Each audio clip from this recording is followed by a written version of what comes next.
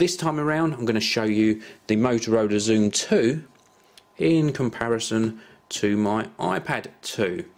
Now if I place the iPad 2 on top, you can see that the Zoom 2 is a little bit longer along the longest dimension there, and a bit wider too. Let's do this the other way round and place the Zoom 2 on top of the iPad 2, and you can see that it is in fact a different format.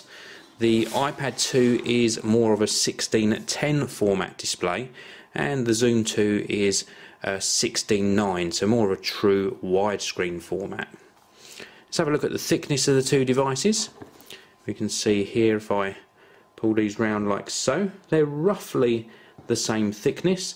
The iPad 2 has got more of a tapered design, so feels a little bit thinner, but if we look at it from this profile, you can see that the Zoom 2 also has this tapered design on the sort of left and right hand side edges to give it a real thin feel as well. So probably about even on that front. With regards to the cameras, the front facing camera on both are okay.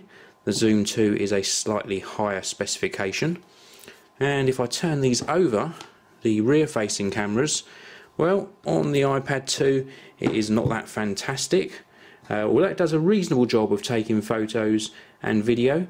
On the Motorola Zoom 2 we've got a 5 megapixel camera, a higher rated camera, which in my experience performs about the same as the iPad 2.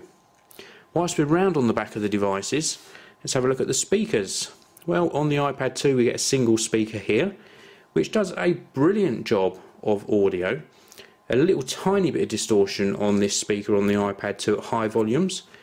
What I'm going to commend the Motorola team for doing is these two stereo speakers on the Zoom 2, and they produce what is called a virtual surround sound.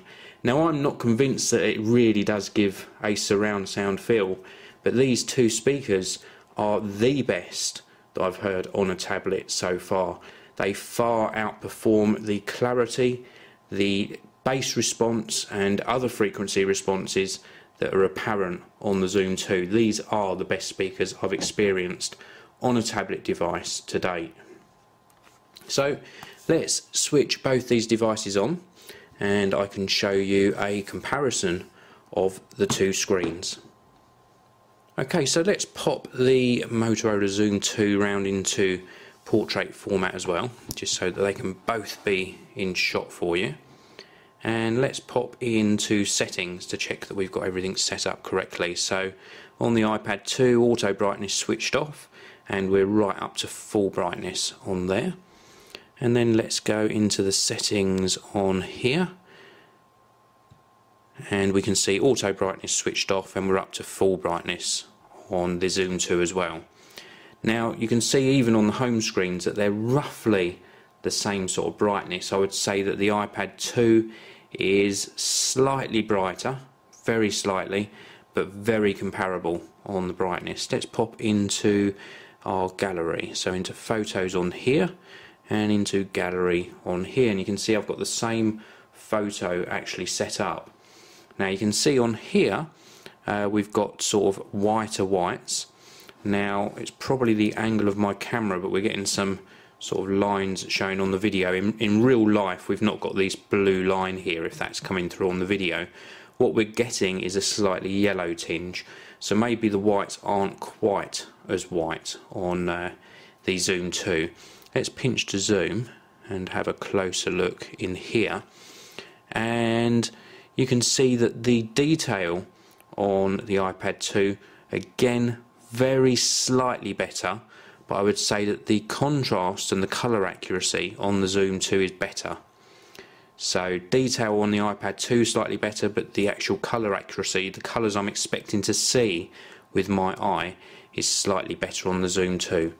Let's just give you a closer look at that, so you can see those bands actually disappear when I change the angle of the Zoom 2. So a really good screen performance on the Zoom 2.